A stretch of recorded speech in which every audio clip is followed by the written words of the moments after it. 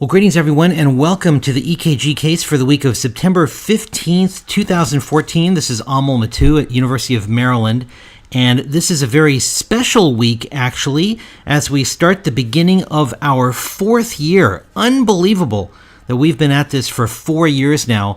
That's 156, approximately, consecutive episodes, and we are still nowhere close to running out of things to talk about with electrocardiography. And over the past 3 years, I know I've learned an awful lot from the cases that you all have sent me. I've had to look up a lot of stuff in trying to figure out some of the answers, and I hope you all have been learning from what we've been talking about and learning from each other as well. So keep those cases coming. It's been, I think, a great benefit to everybody, most definitely to me as well. Well, we're going to keep it short and sweet this week so that we can get on to eating our cake, right? And this is a nice quick case that was sent probably over a year ago by Dr. Jim Villarreal, who works in Salt Lake City, Utah. And he nailed the diagnosis, even though the EKG machine completely got it wrong here. He was taking care of a 67-year-old woman who presented to the emergency department with a 2-week history of dyspnea on exertion. She's got no chest pain or cough, and her exam was really just notable for a mild tachypnea. She wasn't in respiratory distress, but she was breathing pretty quickly, and there was nothing jumping out at him on the 12-lead EKG, or rather on the physical exam. But on getting the 12-lead EKG, there was something that did jump out at him. The EKG machine, of course, looked at this, and the EKG machine called this inferior, let me get rid of this for a second, inferior ischemia and also anterior wall ischemia. There's flipped T waves all over the place. And one of the things we've said before is that when you see flipped T waves, you should not always just automatically assume that T wave inversions equal cardiac ischemia. That's what I learned. That's what a lot of people learned. It's wrong. T wave inversions are common in a lot of conditions. And maybe one week we'll come up with a list of probably 50 things that can flip your T waves. But in addition to cardiac ischemia, the other major organ system that is notorious for flipping the T's is the pulmonary system, the lungs. Lung problems can cause flipped T waves. Acute lung problems, for example, pulmonary embolism or pneumonia or even a hyperventilation. Hey, if you want to have a little fun during one of your shifts, hook yourself up to a 12-lead EKG and then just start hyperventilating, and you will notice your T waves, in many people, your T waves will flip. You may then pass out. So maybe it's not such a good idea. And if you do that, don't tell anyone that I told you to do it. Probably, you know what, just delete the last 30 seconds or so. Not a good idea. But maybe you can suggest it to one of your colleagues. But definitely don't do it if you're single coverage. Gosh, that would be bad news. Anyway, hyperventilation can do it.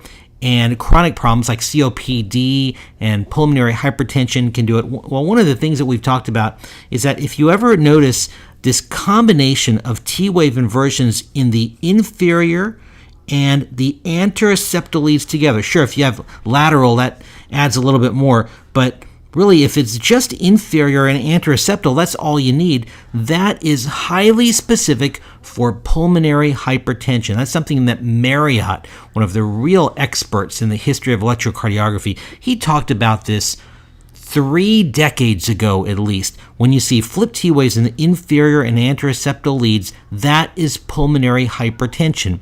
And in the emergency department, if those T wave inversions are new, if your patient's symptomatic, new pulmonary hypertension, in other words, acute pulmonary hypertension in the emergency department is what?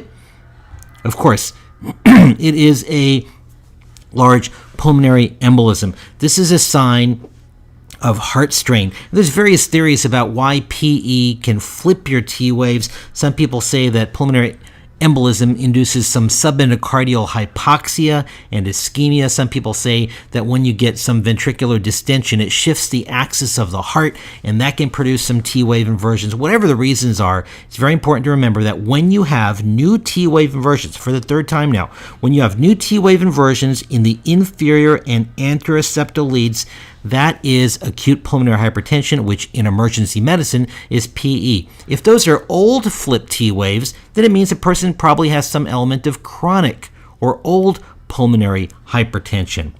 And in our, what we've studied this actually and published this in cases that we've looked at when people have new flip T waves in the inferior and anteroseptal leads, the diagnosis number 1, 2, and 3 turns out to be pulmonary embolism and not acute ischemia. And Marriott specifically said in his textbooks, whenever you think you're looking at acute inferior anteroseptal ischemia, a light bulb should go off in your head. Inferior plus anteroseptal ischemia equals pulmonary embolism. All right, so very simple case, and Jim got the diagnosis long before even needing a CAT scan. He looked at that 12-lead EKG and called it a PE right from the start, and then he went ahead and got his confirmatory CT, and it turned out to be a saddle embolus. Fortunately, the patient ended up doing okay. Usually these are relatively large PEs, not the small PEs that you're getting listening to this video cast, or that I'm getting providing the video cast. Not the small PEs that we probably all walk around with. These are generally large PEs. So, simple take-home points. Remember, once again, large PEs are notorious for causing flip T waves, especially in the inferior and anteroseptal leads. Anteroseptal is probably most common, but when you have anteroseptal plus inferior, it turns out that that's very, very predictive that somebody has a PE. And what we in our department have learned is that that's a PE until proven otherwise, and a lot of other people have come to realize that as well. Well, I'm not going to belabor this point. We've talked about this T-wave inversion thing with PE a few other times before, and if you want to get some more cases, just go to our website, www.ekg.umem.org. There it is right there. Go to this website, and you'll come up with all of the different cases. Then just scroll down the left-hand side of this website, and then you'll come to a search feature, and then you can just enter whatever you want. Put pulmonary embolism in there, and you'll come up with a handful of previous cases of PE. These are a couple of relatively recent cases that we've done on PE. April 15th, 2013, June 24th, 2012, if you want a few more cases. But be on the lookout for this. You're going to see it in your practice. If you take care of patients that have PE, you have been seeing this already. You will continue to see it as well. So, simple, quick take-home points there. And my thanks to Jim Villarreal for sending this classic example of a PE. I hope that was helpful. And again, thanks so much for supporting this video cast for 3 years. And I look forward to another great year of electrocardiography fun in store for us. All right. So until next week, take care.